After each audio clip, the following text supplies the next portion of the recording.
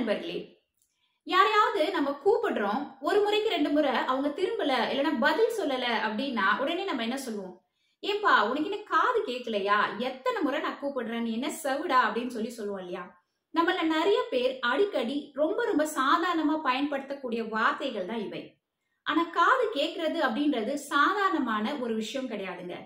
காதுகள் நம்ம உடல்ல ரொம்ப ரொம்ப காம்ப்ளெக்ஸா நுணுக்கமா இயங்கக்கூடிய ஒரு உறுப்பு.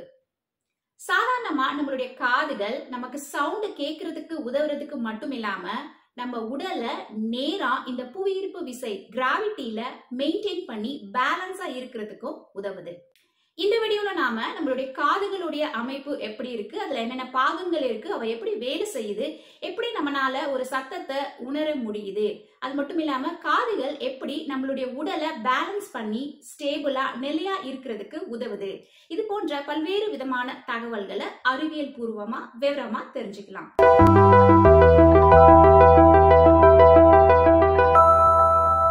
ஒவ்வொரு காதுலையும் 3 பகுதிகள் இருக்கு. அவுட்டர் இயர் வெளிப்புற காது, மிடில் இயர் நடுக்காது, இன்னர் இயர் உள்காது. பொதுவா நம்ம காதுன்னு சொல்றது வெளியில தெரிகிற இந்த அவுட்டர் இயர் பகுதியை தான். இது மெல்லிசான எலாஸ்டிக் போன்ற கார்டிலேஜஸ் குருத்தெலும்புகளாலும் தோலாலும் மடிக்கப்பட்ட ஒரு பகுதி. இது சயின்டிபிக்கலா ஆரிக்கல் இல்லைன்னா பின்னா அப்படின்னு சொல்லுவோம். இதோட வெளியில இருந்து உள்ள சிறிய ஃபனல் போன்ற ஒரு பாதை போகும். இது எக்ஸ்டர்னல் அக்வஸ்டிக் மீட்டர்ஸ். இது முடிகிற இடத்துல இருப்பதுதான் செவிப்பறை அப்படின்ற இயர் ட்ரம். இத சயின்டிபிக்கலா டிம்பானிக் மெம்பரேன் அப்படின்னு சொல்லுவோம். இந்த செவிப்பறை கோன் வடிவத்துல மெல்லிய ஜவ்வுகளால ஆன ரொம்ப ரொம்ப சாஃப்டான ஒரு பகுதி. இதுல டேமேஜ் ஏற்படாமலும் கிருமிகளுடைய தொற்று இல்லைன்னா சின்ன சின்ன பூச்சிகள் காதுக்குள்ள போகாம இருப்பதை தடுக்கிறதுக்காக இந்த அக்வாஸ்டிக் மியாட்டஸ் பகுதியில உள்ள செருமினஸ் கிளான்ஸ் அப்படின்ற சுரப்பிகள் மெழுகு போன்ற பிசுபிசுப்பான ஒரு பொருளை சுரக்குது. இதைத்தான் நாம இயர் வேக்ஸ் செருமன் அப்படின்னு சொல்லுவோம். சாதாரணமா காதுடைய அழுக்கு அப்படின்னு சொல்லுவோம். சில பேர் பார்த்தோம்னா தினமும் பல் தேய்க்கிறது மாதிரி இயர்பட்ஸ் வைத்து இந்த காதுல இருக்கக்கூடிய இந்த மெழுகை எடுப்பாங்க. அப்படி செய்யக்கூடாது. இந்த காதுகள்ல இருக்கக்கூடிய இந்த இயர் வேக்ஸ் இயற்கையாக நமக்கு இருக்கக்கூடிய ஒரு டிஃபென்ஸ் மெக்கானிசம். தினமும் அடிக்கடி இதை எடுக்கவே கூடாது. செவிப்பறை அப்படின்ற இந்த இயர் ட்ரம் உடைய அடுத்த சைட்ல ஆரம்பிப்பதுதான் மிடில் இயர் நடுப்பகுதி. இது காற்று நிரப்பப்பட்ட ஒரு இடம். இது டிம்பானிக் கேவிட்டி அப்படின்னு சொல்லுவோம். நம்மளுடைய உடல்லையே ரொம்ப ரொம்ப சிறிய சைஸ்ல இருக்கக்கூடிய எலும்புகள் இந்த நடுக்காது பகுதியில தாங்க இருக்கு. மாலியஸ், இன்கஸ், ஸ்டேப்ஸ் அப்படின்ற 3 வகையான எலும்புகள் இருக்கு. இதை சேர்த்து மொத்தமா ஆசிக்கல்ஸ் அப்படின்னு சொல்லுவோம். இந்த 3 எலும்புகளுடைய வேலை என்னன்னா இயர் ட்ரம் பகுதியிலிருந்து வரக்கூடிய சத்தத்தை அதிகப்படுத்தி காதுடைய உள்பகுதிக்கு அனுப்புறதுதான். நடு காதோட கீழே உள்ள இந்த பகுதியை யூஸ்டாஷியன் டியூப் அப்படின்னு சொல்லுவோம். இது சுமார் 4 சென்டிமீட்டர் நீளத்துல இருக்கும். நடுக்காது பகுதியில அதிகமான பிரஷர் ஏற்பட்டுச்சுன்னா அதை வெளியேற்றி வெளிப்புற அட்மாஸ்பியரிக் பிரஷருக்கு நிகராக அந்த பகுதியை பேலன்ஸ் பண்றதுக்கு இந்த யூஸ்டாஷியன் டியூப் உதவுது. நம்ம உடலை சுற்றி இருக்கக்கூடிய வெளிப்புற அழுத்தம் அட்மாஸ்பரிக் பிரஷரும் நம்ம உள் காது பகுதியில இருக்கக்கூடிய இந்த அழுத்தம் அது ரெண்டுமே சமமா இருந்தாதான் இந்த சவுண்ட் வேவ்ஸ்னால டிராவல் பண்ணி காதை அடைய முடியும். அப்பதான் நம்மளால துல்லியமா கேட்க முடியும். அப்படி இல்லைன்னா நமக்கு காது அடைக்கும். இது நம்ம ஒரு ஃபிளைட்ல டேக் ஆஃப் இல்லைன்னா லேண்டிங் சமயத்துல காது அடைப்பு ஏற்படுது இல்லையா? சோ அது எல்லாமே இந்த பிரஷர் டிஃபரன்ஸ்னாலதான் ஏற்படுது. உங்களுடைய மூக்கையும் வாயையும் இப்படி நல்லா டைட்டா மூடிக்கிட்டு நீங்க காத்து ஊதுறதுக்கு ட்ரை பண்ணுங்க. அப்படி செய்யும் போது இந்த சைட்ல இருக்கக்கூடிய ஒரு பகுதியில ஒரு அழுத்தம் உருவாகிறத நம்ம உணரலாம். அந்த பகுதி தான் யூஸ்டாஷியன் டியூப். நடுக்காது பகுதியையும் தாண்டி உள்ள இருக்கிறது தான் இன்னர் இயர் உள்காது. இங்க இருக்கக்கூடிய 2 சின்ன சின்ன பகுதிகள் தான் முக்கியமான காதுடைய வேலைகளை செய்யுது. இந்த இடத்துல ரவுண்டா நத்த மாதிரி இருக்கக்கூடிய இந்த பகுதி தான் காக்லியா. இதுதான் நம்மளுடைய ஹியரிங் ஆர்கன், கேட்கக்கூடிய உறுப்பு. இதுல ஏதாவது பாதிப்பு ஏற்பட்டா நமக்கு காது கேட்காது. இது ஒரு பட்டாணியுடைய சைஸ்ல தான் இருக்கும். இதோட மேல அரை வட்டம் மாதிரி இருக்கக்கூடிய இந்த 3 வகையான டியூப்ஸ், இத செமி சர்க்குலர் கெனால்ஸ் அப்படின்னு சொல்லுவோம். இந்த டியூப் தான் நம்மளுடைய தலை எந்த பொசிஷன்ல இருக்கு அப்படின்றத மூளைக்கு தகவல்களா அனுப்பக்கூடிய ஒரு பகுதி. நடுவுல இருக்கக்கூடிய இந்த பகுதியை வெஸ்டிபியூல் அப்படின்னு சொல்லுவோம். இங்க இருக்கக்கூடிய சில வகையான செல்கள் தான் நம்மளுடைய உடல் புவியீர்ப்பு விசைக்கு நேரா இருக்கா இல்லனா வேற திசையில இருக்கா அப்படின்றத தகவல்களா மூளைக்கு சொல்லக்கூடிய பகுதி. காக்லியா பகுதியிலிருந்து வரக்கூடிய அந்த சத்தத்தை உணர்ந்து அதை மூளைக்கு அனுப்பக்கூடிய நரம்புகள் காக்லியார் நர்வ். இத ஆடிட்டரி நர்வ் அப்படின்னு சொல்லுவோம். அதே போல தலையுடைய டைரக்ஷன் எந்த பகுதியில இருக்கு, உடல் நேரா இருக்கா இல்லையா அப்படின்னு சொல்லிட்டு இந்த வெஸ்டிபுலார் பகுதியிலிருந்து வரக்கூடிய தகவல்களை மூளைக்கு உணர்த்தக்கூடிய இந்த நரம்பு தான் வெஸ்டிபுலார் நர்வ். இது ரெண்டுத்தையும் சேர்த்து வெஸ்டிபுலோ காக்லியார் நரம்புகள் அப்படின்னு சொல்லுவோம். இவைதான் காதுடைய நரம்புகள். ஒலி அப்படிங்கிறது ஏதாவது ஒரு சத்தமோ அல்லது ஒரு அழுத்தமோ, ஒரு சவுண்ட் இல்லைன்னா ஒரு ஃபோர்ஸ் ஒரு பொருளை அதிர்வடைய செய்யறதுனால உருவாகுது. அந்த எனர்ஜி காத்துல அலையா நகருது. இதுதான் ஒலி அலைகள், சவுண்ட் வேவ்ஸ் அப்படின்னு சொல்லுவோம். அடிப்படையில சவுண்ட் வேவ்ஸ் எல்லாமே மெக்கானிக்கல் எனர்ஜி, வினையாற்றல். சரி, இப்போ நாம நம்மளுடைய காது எப்படி கேக்குது, எப்படி இந்த மெக்கானிக்கல் எனர்ஜி எலக்ட்ரிக்கல் எனர்ஜியா மாறுது அப்படின்றத பார்க்கலாம். வெளியில இருந்து காத்துல வரக்கூடிய இந்த சவுண்ட் வேவ்ஸ் வெளி காது பகுதியில நுழைஞ்சி இயர் கெனால் அப்படின்ற இந்த டியூப் வழியா செவிப்பறை இயர் ட்ரம் பகுதியில மோதும். சவுண்ட் பட்டவுடன் அந்த இயர் ட்ரம் வைப்ரேட் ஆகும். அதனுடைய அதிர்வலைகள் நடுப்புற காதுடைய எலும்புகளுக்கு போகும். அப்ப அந்த 3 எலும்புகளும் அதிர்வடைஞ்சு அந்த சத்தத்தை அதிகரிக்கும், அதாவது ஆம்பிளிஃபை பண்ணி உள்காது பகுதிக்கு அனுப்பும். ஓவல் விண்டோ அப்படின்ற இந்த பகுதிக்கு அது அழுத்தம் கொடுக்கும். லோ பிட்ச் உள்ள கம்மியான சவுண்ட் குறைந்த அழுத்தத்தையும், ஹை பிட்ச் உள்ள அதிகமான சவுண்ட் அதிகமான அழுத்தத்தையும் ஏற்படுத்தும். இந்த இடத்துல இருக்கக்கூடிய நிறைய வகையான சென்சார் செல்கள், இது பார்க்கிறதுக்கு முடி மாதிரி இருப்பதால இத ஹேர் செல்கள் அப்படின்னு சொல்லும். இந்த ஹேர் செல்கள் தான் இந்த சத்தத்தை நமக்கு உணர வைக்குது. இந்த ஒவ்வொரு செல் மேலையும் முடி மாதிரி இருக்கக்கூடிய இந்த பகுதியை ஸ்டீரோசிலியா அப்படின்னு சொல்லுவோம். இது சின்னதுல இருந்து பெருசு அப்படின்னு சொல்லிட்டு சைஸ் வாரியா இப்படி அடுக்குன மாதிரி இருக்கும். இவை எல்லாம் டிப் லிங்க்ஸ் அப்படின்ற ஒரு இணைப்புகள் மூலமா கனெக்ட் ஆகி இருக்கும். இந்த செல்கள் எல்லாம் பேசல் மெம்பரேன் அப்படின்ற ஒரு ஷீட் மேல அப்படியே அடுக்கி வைக்கப்பட்ட மாதிரி இருக்கும். இந்த காக்லியாவுடைய உள் பகுதியில ஒரு வகையான திரவம், ஒரு லிக்விட் இருக்கு. அதனுடைய பெயர் எண்டோலிம்ஃப். இந்த திரவத்துல அதிக அளவு பொட்டாசியம் அயனிகளும் குறைந்த அளவு கால்சியம் அயனிகளும் இருக்கு. இப்போ ஒரு சத்தம் இந்த பேசல் மெம்பரேன் பகுதிக்கு வந்தவுடன் அது அதிர்வடைஞ்சு வைப்ரேட் ஆகும். அப்போ அங்க இருக்கக்கூடிய இந்த ஹேர் செல்கள் ஸ்ட்ரெச் ஆகி இழுக்கப்படும். அந்த சமயத்துல அந்த செல்ல இருக்கக்கூடிய அயான் சேனல்கள், அந்த பாதைகள் எல்லாம் திறக்கும். செல்ல சுத்தி இருக்கக்கூடிய எண்டோலிம்ஃப் திரவத்துல நிறைய பொட்டாசியம் அயனிகள் இருக்கும் அப்படின்னு பார்த்தோம் இல்லையா? அந்த பொட்டாசியம் அயனிகள் எல்லாம் செல்லுக்கு வெளியில இருந்து இப்போ உள்ள நுழையும். அப்போ செல் டீபோலரைஸ் ஆகும், அதாவது அந்த செல்குள்ள வோல்டேஜ் மாற்றம் ஏற்படும். வோல்டேஜ் மாற்றம் ஏற்பட்டவுடன் செல்லுக்கு உள்ள வோல்டேஜ் கேட்டட் கால்சியம் அயான்கள் செல்லக்கூடிய பாதை திறக்கும். அப்போ வெளியில இருந்து கால்சியம் அயனிகள் செல்குள்ள வரும். இப்படி அயனிகள்ல மாற்றம் ஏற்பட்டவுடன் அந்த செல் பக்கத்துல உள்ள நரம்புகளுக்கு உடனே சிக்னல்களை கொடுக்கக்கூடிய குளுட்டமேட் அப்படின்ற நியூரோ டிரான்ஸ்மிட்டர்களை வெளியேற்றும். அந்த நியூரோ டிரான்ஸ்மிட்டர்கள் காதுடைய செவி வழி நரம்புகளுக்கு ஆக்ஷன் பொட்டன்ஷியலா போய் மூளைக்கு எலக்ட்ரிக்கல் சிக்னல்களா அந்த தகவல்களை அனுப்பும். அப்போ மூளை அந்த சவுண்ட அதோடைய ஒவ்வொரு ஃப்ரீக்வன்சியையும் புரிஞ்சுக்கும். இதுவே எந்தவித சத்தமும் இல்லாத போது இந்த ஸ்டீரோசிலியா அப்படின்ற அந்த முடியுடைய முனைகள் அது இழுக்கப்படாம நேரா இருக்கும். அப்போ செல்லுக்கு வெளியில இருந்து பொட்டாசியம் அயனிகள் உள்ள போகாது. செல்லுக்கு உள்ள இருக்கக்கூடிய நியூரோ டிரான்ஸ்மிட்டர்களும் வெளியேறாது. அப்போ எந்த விதமான தகவல்களும் மூளைக்கு போகாது. காக்லியா அப்படின்ற இந்த உறுப்பு நீளமா பட்டையா இருக்கும். அதனுடைய அடிப்பகுதி அகலமானதாகவும் நுனி பகுதி ரொம்ப குறுகலானதாகவும் இருக்கும். அது அப்படியே மடித்து சுருட்டி வைக்கப்பட்டு ஒரு நத்த வடிவத்துல இருக்கும். ஏன்னா அப்பதான் நம்மளுடைய காதுல அது ஃபிட் ஆகும். அந்த இடத்த ஸ்பேஸ் அட்ஜஸ்ட் பண்றதுக்காக இப்படி சுருட்டி வைக்கப்பட்ட ஒரு நிலையில அது இருக்கு. ஹை ஃப்ரீக்வன்சி சத்தத்தை எல்லாம் அடிப்பகுதியால உணர முடியும். லோ ஃப்ரீக்வன்சி சத்தத்தை எல்லாம் நுனி பகுதியால உணர முடியும். இத டோனோடோபி அப்படின்னு சொல்லுவோம். அதாவது ஒரு பியானோவுடைய கீபோர்ட்ல ஒவ்வொரு பகுதியில இருக்கக்கூடிய அந்த கீயும் ஒவ்வொரு ஸ்ருதி, ஒரு சவுண்ட் பிட்சை உருவாக்கும் இல்லையா? சோ அது போலதான் இந்த காக்லியாவுல உள்ள இந்த சவுண்டை உணர்த்தக்கூடிய நரம்பு செல்களும் ஒவ்வொரு பகுதியில ஒவ்வொரு விதமான பிட்ச் சவுண்டை உணர்த்தக்கூடியதா இருக்கு.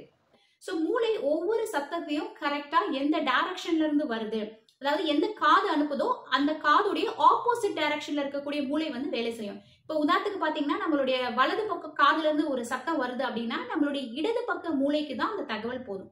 இடது பக்க காதுல இருந்து ஒரு சத்தம் வருதுன்னா அது வந்து நம்மளுடைய வலது பக்க மூளைக்கு போகும். ஸோ அப்படி வந்து கிராஸா தான் அந்த சவுண்ட் வந்து டிரான்ஸ்மிட் ஆகும்.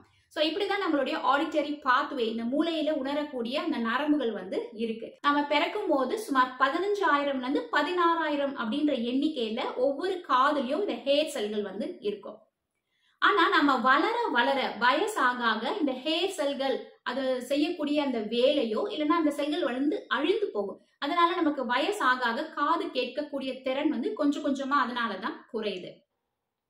சில பேருக்கு பாத்தீங்கன்னா பிறக்கும் போதே இந்த ஹேர் செல்களுடைய எண்ணிக்கை வந்து கம்மியா இருக்கும். அது வந்து ஒரு மரபியல் காரணம், ஜெனட்டிக் ரீசன்ஸ்னால இருக்கும். அதே மாதிரி சில பேருக்கு பார்த்தோம்னா வந்து ஏதாவது ஒரு வைரஸ் இன்ஃபெக்ஷன் தொற்று ஏற்பட்டு இருந்துச்சுன்னா அந்த வைரஸ் இன்ஃபெக்ஷனுடைய தாக்கத்தினால இந்த ஹேர் செல்கள் டேமேஜ் ஆகும். சோ அப்போ அவங்களுக்கு வந்து காது கேட்கக்கூடிய திறன் வந்து குறையும்.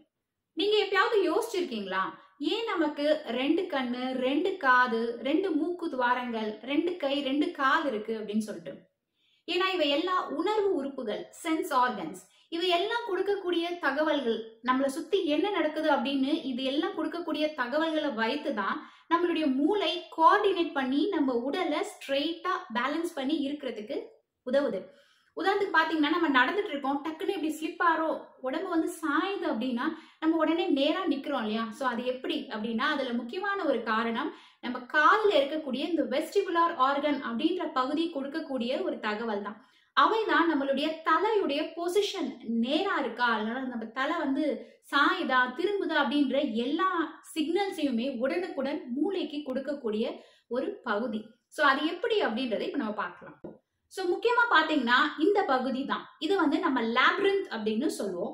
இதுல இருக்கக்கூடிய இந்த 3 அரைவட்ட குழாய்கள், செமி சர்க்குலர் கெனால்ஸ் இருக்கு இல்லையா?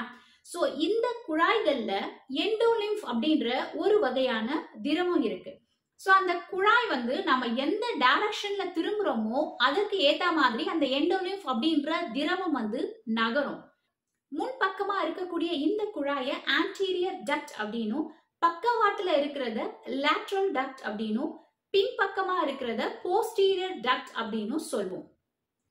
இந்த 3 குழாய்களும் ஆம்பியுலா அப்படின்ற பகுதியில முடியும். இந்த ஆம்பியுலா பகுதியில தான் இந்த சென்சார் செல்கள் இருக்கு. இங்க இருக்கக்கூடிய முடி மாதிரியான இந்த சென்சார் செல்களை சுற்றி கோன் வடிவத்துல திக்கா ஒரு ஜெல் மாதிரியான ஒரு அமைப்பு இருக்கு. இத கியூபுலா அப்படின்னு சொல்லுவோம்.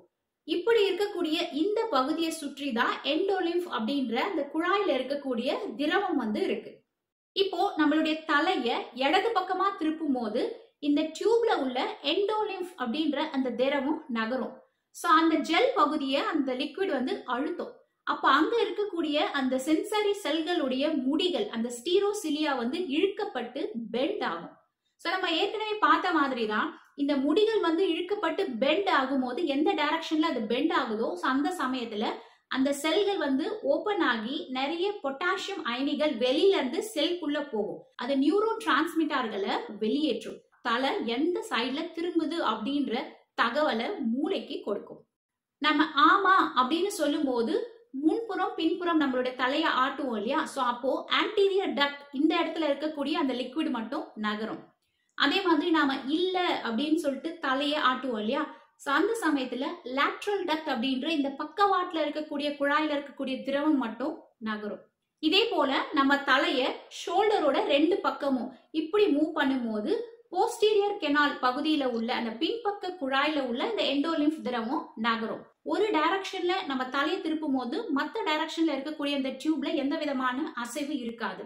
இந்த 3 குழாய்களும் வெறும் 0.3 மில்லிமீட்டர் டயாமீட்டர்ல தான் இருக்கும். அவ்வளவு சின்னதா இருக்கும். இது ஒரு ஸ்பீடோமீட்டர் எப்படி வேலை செய்யுமோ அந்த மாதிரி வந்து வேலை செய்யுது.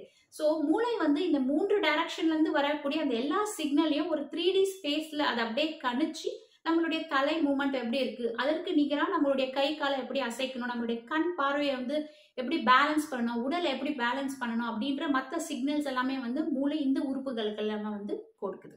அது மட்டும் இல்லாம நம்மளுடைய மொத்த உடலும் எந்த டைரக்ஷன்ல இருக்கு, அதாவது புவியீர்ப்பு விசைக்கு நேரா இருக்கா இல்லைன்னா அது வந்து சாஞ்சிருக்கா இல்லைன்னா படுத்த நிலையில இருக்கா அப்படின்றத துல்லியமா மூளைக்கு உணர்த்தக்கூடிய இன்னொரு பகுதி இருக்குங்க. காதுடைய இந்த பகுதியை அட்ரிக்கல் அப்படின்னு சொல்லுவோம், இத சக்யூல் அப்படின்னு சொல்லுவோம். இந்த ரெண்டு பகுதிகளையும் சேர்த்து ஓட்டோலித் ஆர்கன்ஸ் அப்படின்னு சொல்லுவோம். இந்த சாக்யூல் பகுதியில உள்ள இந்த ஹேர் செல்கள் செங்குத்தா வெர்டிகல் டைரக்ஷன்ல இருக்கும். ஆனா அதே இந்த அட்ரிக்கல் பகுதியில உள்ள இந்த ஹேர் செல்கள் ஹாரிசான்டல் டைரக்ஷன்ல படுத்த நிலையில இருக்கும். இந்த ரெண்டு பகுதியில உள்ள செல்களும் வேலை செய்யக்கூடிய விதம் ஒண்ணுதான், ஆனா அது எந்த டைரக்ஷன்ல இருக்கு அப்படின்றது மட்டும் தான் இங்க வித்தியாசமானது. இந்த பகுதியில உள்ள சென்சார் செல்கள் வந்து இப்படிதான் இருக்கும். இதுவும் வந்து ஒரு ஹேர் செல்கள் தான். இதற்கு மேல இருப்பது இந்த முடி மாதிரியான அமைப்பு. அதை சுற்றி ஜெல் மாதிரியான ஒரு திக்கா ஒரு திரவம் இருக்கும். இது நம்ம ஓட்டோலித்திக் மெம்பரேன் அப்படின்னு சொல்லிட்டு சொல்லுவோம். அது மட்டும் இல்லாம அந்த செல்களுக்கு மேல ஒரு அடுக்கு இருக்கும். அதுல கால்சியம் கார்பனேட் கிறிஸ்டல்கள், அதாவது சுண்ணாம்பு போன்ற கற்கள் வந்து இருக்கும். இது நாம ஓட்டோகோனியா இல்லைன்னா இயர் ராக்ஸ், காதுல இருக்கக்கூடிய கற்கள் அப்படின்னு சொல்லிட்டு சொல்லுவோம். இந்த பகுதியில இருந்து கீழே இருக்கு இல்லையா, இதுதான் அந்த செல்ல இருந்து வரக்கூடிய நரம்புகள். இப்போ நம்மளுடைய தலை வந்து எந்த விதமான மூவ்மெண்ட்டுமே இல்லாம இப்படி ஸ்ட்ரெயிட்டா நேரா இருக்கு அப்படின்னா, நம்ம தலை ஸ்ட்ரெயிட்டா தான் இருக்கு அப்படின்ற தகவல் மூளைக்கு எப்படி போகும் அப்படின்னா, அதுக்கு காரணம் இந்த பகுதியில இருக்கக்கூடிய செல்கள் தான். நம்ம பார்த்தோம் இல்லையா, கால்சியம் கார்பனேட் அப்படின்ற கற்கள். சோ இப்படி ஹேர் செல்கள் இப்படி இருக்குன்னா, இந்த ஹேர் செல்கள் மேல கால்சியம் கார்பனேட் கற்கள் வந்து ஒரு லேயர் மாதிரி இருக்கு. சோ இந்த கார்பனேட் கற்கள் வந்து மேல இருக்கிறதுனால புவியீர்ப்பு விசையை நோக்கி இந்த செல்களை இழுத்து வைத்திருக்கும். சோ இந்த செல்கள் வந்து ஏதாவது ஒரு டைரக்ஷன்ல பெண்ட் ஆனாதான் அது வந்து சிக்னல்களை வந்து மூளைக்கு அனுப்பும். சோ புவியீர்ப்பு விசையை நோக்கி இந்த கால்சியம் கார்பனேட் கற்கள் வந்து அழுத்தி வைத்திருக்கிறதுனால செல்கள் வந்து மூவ் ஆகாது. அப்போ வந்து எந்த விதமான சிக்னலுமே வந்து மூளைக்கு போகாது. அப்போ மூளை ஓகே, தலை வந்து கரெக்டா ஸ்ட்ரெயிட்டா தான் இருக்கு அப்படின்றத புரிஞ்சுக்கும். உதாரணத்துக்கு பாத்தீங்கன்னா, நம்ம வந்து கார்லயோ பைக்லயோ இல்லைன்னா வந்து பஸ்லயோ உட்கார்ந்துட்டு இருக்கோம் அப்படின்னா, டக்குன்னு வண்டி ஸ்டார்ட் பண்ணும்போது நம்மளுடைய தலை இப்படி பின்னாடி போகும் இல்லையா, சோ இப்படி பின்னாடி போகும். அப்போ வந்து அந்த அட்ரிக்கல் பகுதியில இருக்கக்கூடிய அந்த கால்சியம் கார்பனேட் கற்கள் பாத்தீங்கன்னா பின்னாடி பக்கமா சாயும். பின்னாடி சாயும் போது அங்க இருக்கக்கூடிய நரம்பு செல்கள் இழுக்கப்பட்டு தலை பின்னாடி சாயுது அப்படின்ற சிக்னலை உடனே மூளைக்கு அனுப்புது. சோ மூளை வந்து ஓகே பின்னாடி சாயறியா, அப்ப முன்னாடி வா அப்படின்னு சொல்லிட்டு பாடிக்கு சிக்னல் கொடுக்குது. நம்ம பேலன்ஸ் பண்ணி ஸ்ட்ரைட்டா பிடிச்சு உட்கார்றோம். சோ இதுக்கு காரணம் இந்த அட்ரிக்கல் பகுதியில இருக்கக்கூடிய செல்கள் தான். அதே மாதிரி பாத்தீங்கன்னா, பிரேக் போடும் போதும் வண்டி ஒரே ஸ்பீட்ல போயிட்டு இருக்கு, டக்குன்னு வந்து ஸ்பீடு குறைச்சு பிரேக் போடும் போதும் இப்படி வந்து முன்னாடி வந்து விழுது இல்லையா தலை. சோ அந்த சமயத்துல இந்த ஓட்டோகோனியா அந்த கால்சியம் கார்பனேட் கற்கள் வந்து முன்னாடி வந்து விழும். சோ அப்போ அங்க இருக்க செல்கள் இழுக்கப்பட்டு முன்னாடிதான் தலை சாயுதுன்ற சிக்னல் வந்து மூளைக்கு போகும். சோ மறுபடியும் மூளை முன்னாடி சாயாத, பின்னாடி பேலன்ஸ் பண்ணி உட்கார் அப்படின்னு சொல்லிட்டு பாடிக்கு தகவல்களை கொடுக்கும். சோ இப்படி நம்மளுடைய ஈக்குவலிபிரியம் பேலன்ஸ் பண்றதுக்கு இந்த அட்ரிக்கல் பகுதியில உள்ள செல்கள் உதவுது. அதே மாதிரி சாக்யூல் அப்படின்ற பகுதியில உள்ள செல்கள் பாத்தீங்கன்னா, இதை எப்படி நம்ம உணரலாம்னா, லிப்ட்ல போறோம், நம்ம வந்து மேல கீழே இந்த மூவ்மெண்ட்ஸுக்கு வந்து இதை வந்து துல்லியமா சென்ஸ் பண்ணும். இப்ப லிப்ட்ல வந்து நம்ம ஒரு இடத்துல கிரவுண்ட் ஃப்ளோர்ல இருக்கோம், டக்குன்னு லிப்ட் வந்து மேல் நோக்கி போகும்போது நமக்கு ஒரு ஜெர்க் வரும் இல்லையா. சோ நம்மளுடைய உடல் வந்து மேல போகுது அப்படின்னு சொல்லிட்டு இந்த சாக்யூல் பகுதியில் இந்த செல்கள் வந்து சென்ஸ் பண்ணி மூளைக்கு தகவல்களை அனுப்பும். அப்போ வந்து நம்ம வந்து ஸ்டெபிலைஸ் பண்ணி நிற்போம். அதே மாதிரி லிப்ட் நிற்கும் போதும் ஒரு ஜெர்க் வருது இல்லையா, சோ அதுக்கும் காரணம் இந்த பகுதியில உள்ள செல்கள் கொடுக்கக்கூடிய தகவல்கள் தான். சோ இப்படி நம்மளுடைய காதுகள் கேட்கறதுக்கு மட்டும் இல்லாம நம்மளுடைய உடலை பேலன்ஸ் பண்ணி ஈக்குவலிபிரியம்ல மெயின்டைன் பண்ணி இயங்குறதுக்கு ரொம்ப ரொம்ப முக்கியமான வேலைகளை செய்யுது. இந்த தகவல்கள் எல்லாம் உங்களுக்கு பிடிச்சிருந்துச்சுன்னா மறக்காம லைக் பண்ணுங்க, கமெண்ட் பண்ணுங்க, ஷேர் பண்ணுங்க. மேலும் நம்மளுடைய சேனலான சயின்ஸ் இன்சைட்ஸ்க்கு சப்ஸ்கிரைபும் பண்ணுங்க. நன்றி.